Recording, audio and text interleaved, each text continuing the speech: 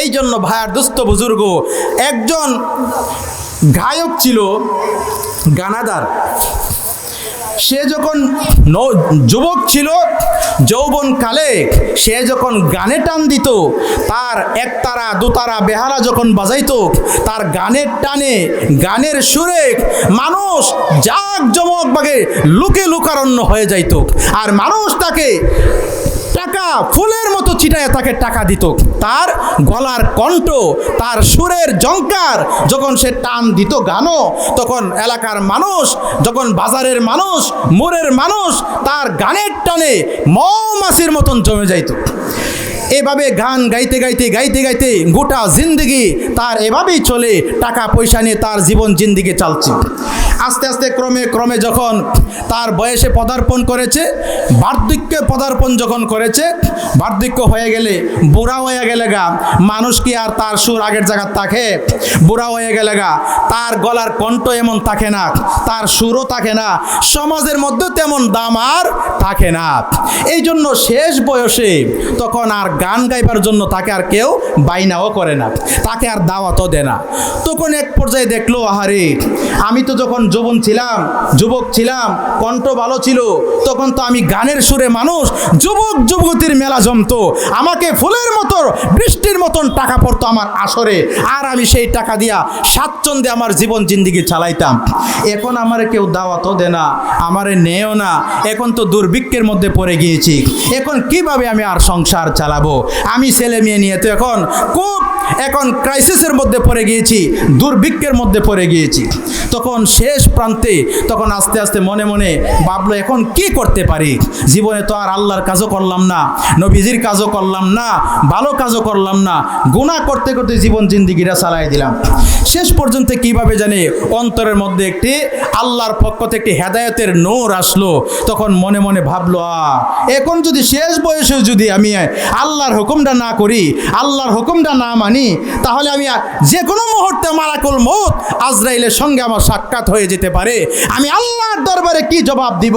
আমি কবরে গিয়ে কি জবাব দিব? আমার জিন্দগি কোন পথে ব্যয় করেছি, আমি কি হিসাব দিব আল্লাহর দরবারে? তখন মনের মধ্যে একটি দয়ার সঞ্চার হলো আল্লাহর ইবাদত বন্দিগি করার জন্য।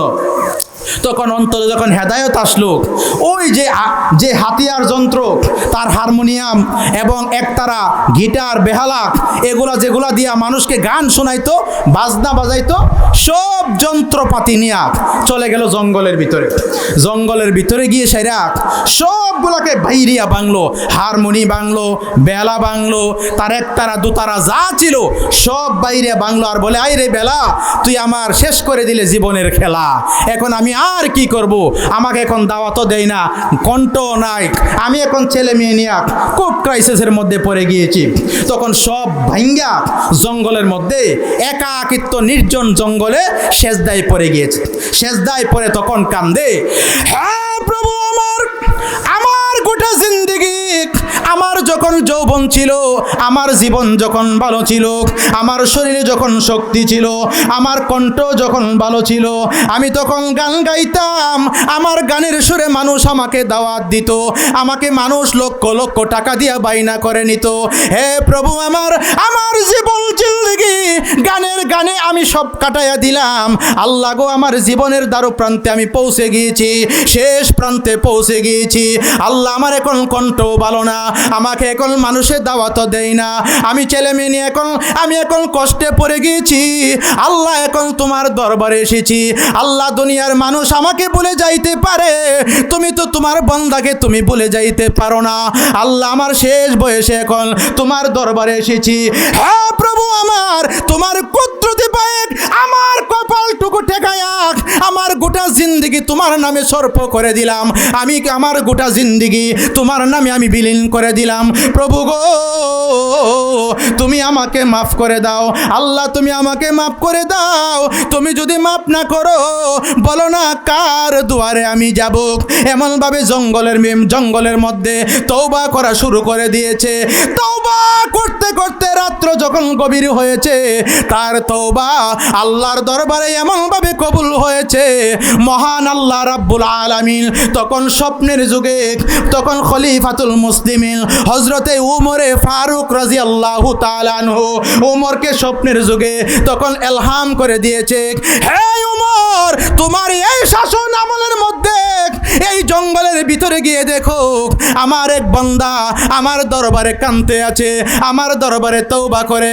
আরে উমর, আমার ওই বান্দা তার সন্তান আদি নিয়া, ছেলে মেয়ে বিবি বাচ্চা নিয়া কষ্টের মধ্যে পড়ে গিয়েছে, গোটা দুনিয়ার মানুষ তাকে ভুলে গিয়েছে, জীবনের শেষ প্রান্তে এখন মানুষ তাকে ভুলে গিয়েছে, আমি আল্লাহর কুদরতি পায়েতে সে মাথা টেকাইছে, তাকে সারা দুনিয়ার মানুষ আমার বান্দাকে ভুলে যাইতে পারে, আমি আল্লাহ আমার বান্দাকে ভুলে যাইতে পারি না। আরে উমর, যা জঙ্গলে গিয়ে দেখ, আমার বান্দাকে তোমার বাইতুল মাল থেকে, আমার বান্দার খাবারের ব্যবস্থা তোমার বাইতুল মাল থেকে করে দিয়ে আসো। সুবহানাল্লাহ।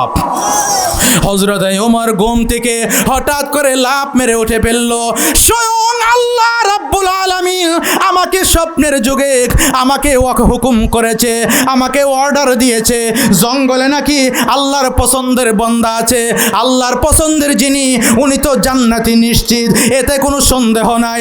আমার আল্লাহ বলেছে জঙ্গলের ভিতরে আল্লাহর পছন্দের বান্দা আছে, আমি ওই বান্দার জন্য খাবারের ব্যবস্থা করে দেওয়ার জন্য হযরতে ওমর ঘুম থেকে জেগে বাইতুল মাল থেকে ময়দার বস্তা কাঁধে নিয়া জঙ্গলের দিকে ছুটে গেল।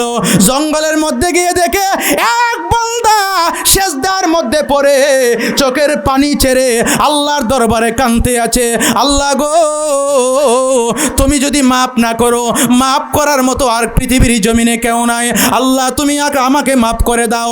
এমনভাবে যখন তওবা শুরু করে দিয়েছে খলিফাতুল মুসলিমিন হযরতে উমর রাদিয়াল্লাহু তাআলা আনহু তখন ওই বান্দার পাশে বসে বলে, আরে আল্লাহর বান্দা, আর কাঁদতে হবে না, তোর মাথাটা উঠা, স্বয়ং আল্লাহ তোর তওবা কবুল করে নিয়েছে, আল্লাহ এমনভাবে তওবা কবুল করেছে, স্বয়ং আল্লাহ তোর তওবা কবুল করিয়া আমি উমরকে অর্ডার দিয়েছে তোর ঘরের সম্পূর্ণ খাবারের ব্যবস্থা আমি বাইতুল মাল থেকে করে দেওয়ার জন্য।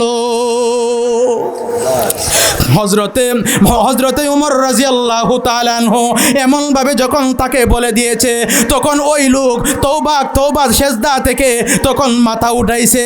মাথা উঠানোর পর হযরতে উমর তার চেহারার দিকে তাকায়া বলে, তাকে চিনে ফেলেছে, বলেছে, আরে তুই এমনভাবে আল্লাহর দরবারে তওবা করছস, আল্লাহকে কেমনভাবে রাজি খুশি করছস, আরে তুই তো আমার এলাকার প্রসিদ্ধ গানাদার, তুই তো আমার এলাকার প্রসিদ্ধ গায়ক ছিলে, তুই তো জীবনভর মসজিদের সাথে তার কোনো সম্পর্ক নাই, ভালো মানুষের সাথে কোনো সম্পর্ক নাই, তাহলে তুই আল্লাহকে কেমনভাবে তুই এত রাজি করলে?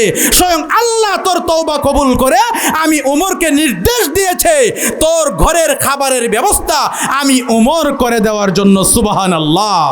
ওই লোকটার নাম হলো বীরে জঙ্গি, তার নাম হলো বীরে জঙ্গি, সে এলাকার প্রসিদ্ধ গায়ক ছিল, গানাদার ছিল। তখন ওই লোক তখন হযরত ওমরের পায়ে জড়ায়া ধরেছে, বলেছে, আল্লাহ আমার তওবা কবুল করেছে, হ্যাঁ আল্লাহ বলেছে লা তাকনাতু মির রাহমাতিল্লাহ, আমি আল্লাহর রহমত থেকে তোমরা কেউ নৈরাশা হয় না। কেন? ইন্নাল্লাহা ইয়াগফিরুজ যুনুবা জামিআ, আল্লাহ প্রত্যেকটা মানুষের জীবনের গুনাহ মাফ করে দিবে। ইন্নাহু হুয়াল গাফুরুর রহিম, আল্লাহ হলাম গাফফার, আল্লাহ রহমানুর রহিম। আমি একটা হাদিস পড়েছিলাম, আল্লাহ রাসূল বলেছেন, আদ-দুনিয়া উযীফাতুন ওয়া তালিবুহা কিলাব। আমরা তো আল্লাহ বলে গিয়েছি, রাসূল বলে গিয়েছি, নামাজ ছেড়ে দিয়েছি, রোজা ছেড়ে দিয়েছি, কেন? দুনিয়ার লোভে পড়িয়া, আমরা দুনিয়ার সম্পদের ভালোবাসায় পড়িয়া, আমরা দুনিয়ার মহব্বতে পড়িয়া আমরা আল্লাহ বলে গিয়েছি, পরকাল ভুলে গিয়েছি। রাসূল বলেছেন আদ দুনিয়া উযিফাতুন, দুনিয়া হলো একটা মরা জানোয়ার, ওয়া তালিবুহা কিলাব। আপনাদের হাবলা উচ্চ গ্রামের এই চকের মধ্যে যদি বড় একটা মরা গরু এখানে ফেলে দেয়, এই গরুটা থেকে কি 1-2 কেজি ঘুষ আনার জন্য এমন এই গ্রামের কেউ যাবে যে 2 কেজি এত বড় একটা গরু এখানে ফালাই রাখছে, মরে গেছে গা, এই গরুটা 2 লাখ 2.5 লাখ টাকা দাম হইলে যাই গে আমরা 2-4 কেজি গোস্ত লই আই, এমন কোনো একদম পাগলও তো যাবে না এই গরু থেকে 1 কেজি গোস্ত আনার জন্য। নাকি যাব কেউ? কেন? এটা মরে গেছে, এটার গোস্ত খাওয়া হারাম হয়ে গেছে। তাই রাসূল বলছে আর দুনিয়া উযিফাতুন, দুনিয়া হলো মরা জানোয়ার, মরা গরু, মরা চতুষ্প জানোয়ার, ওয়া তালিবুহা কিলাব। ওই মরা গরুটা খাওয়ার জন্য আনার জন্য যাবে কে? কুকুর, শৃগাল, হিংস্র প্রাণী, ঠিক কিনা বলুন? কুকুর আর শিয়াল যাবে মরে এই গরুটা খাওয়ার জন্য। তাই রাসূল বলেছেন আর দুনিয়া উযিফাতুন, দুনিয়া হলো মরা জানোয়ার, তার সম্পদ মরা জানোয়ার, ওয়া তালিবুহা কিলাব। আর দুনিয়ার মোহে পড়বে কারা? দুনিয়ার সম্পদের ভালোবাসায় পড়বে কারা? যারা চতুষ্প জানোয়ারের মতো, যারা কুকুর আর শৃগালের মতো। কারণ দুনিয়ার মহব্বত মুমিনের অন্তরে থাকতে পারে না, দুনিয়ার ভালোবাসা মুমিনের অন্তরে থাকতে পারে না। আল্লাহর নবী যদি ইচ্ছা করত সাফা মারওয়া পাহাড়, উহুদ পাহাড় স্বর্ণে রূপান্তরিত করে নিতে পারত, কিন্তু রাসূল এটাকে ভালোবাসলো না।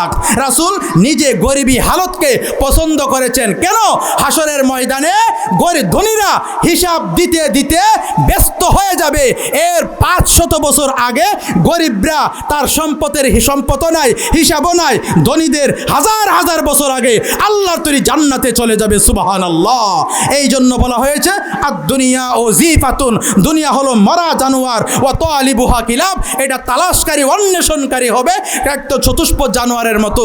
আল্লাহ রাব্বুল আলামিন আমাদের প্রত্যেককে দুনিয়ার মহব্বত ছাড়িয়া আল্লাহর ভালোবাসা অন্তরে নিয়া, রাসূলের ভালোবাসা অন্তরে নিয়া, পরকালের ভালোবাসা অন্তরে নিয়া, কবরের ভয় অন্তরে নিয়া আল্লাহ এবং তার রাসূলের হুকুম এবং তার আহকামগুলো পালন করার তৌফিক আল্লাহ আমাদের সকলকে দান করুক।